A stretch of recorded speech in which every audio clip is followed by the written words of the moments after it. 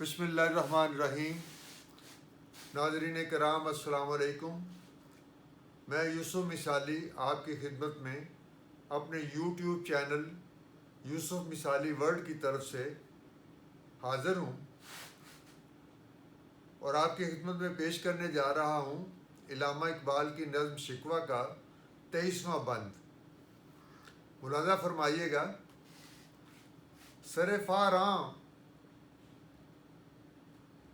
پہ کیا دین کو کامل تو نے، سر فاراں پہ کیا دین کو کامل تو نے، ایک اشارے میں ہزاروں کے لیے دل تو نے، ایک اشارے میں لیے ایک اشارے میں ہزاروں کے لیے دل تو نے، آتش اندوز کیا عشق کا حاصل تو نے، آتش اندوز کیا عشق کا حاصل تو نے، پھونک دی گرمی رخسار سے محفل تو نے، پھونک دی گرمی رخسار سے محفل تو نے، آج کیوں سینے ہمارے شرر آباد نہیں، آج کیوں سینے ہمارے شرر آباد نہیں، ہم وہی سوختہ ساماں ہیں تجھے یاد نہیں، ہم وہی سوختہ ساماں ہیں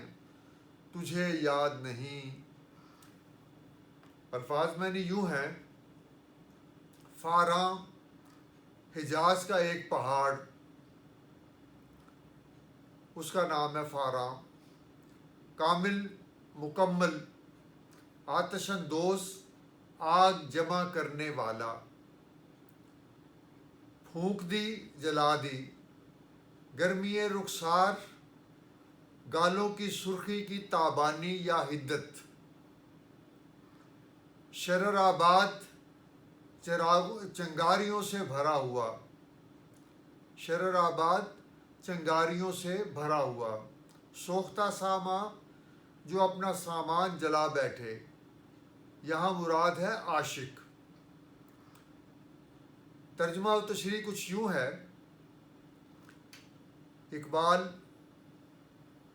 رب کریم سے شکوہ کر رہے ہیں ایک التجا کے روپ میں کہ اے رب کریم، تو نے دین اسلام کو فاران کی چوٹی پر مکمل کیا اور فرما دیا کہ میں نے آج کے دن تمہارا دین مکمل کر دیا اور اپنی نعمت تم پر پوری کر دی اور تمہارے لیے دین اسلام پر راضی ہوا۔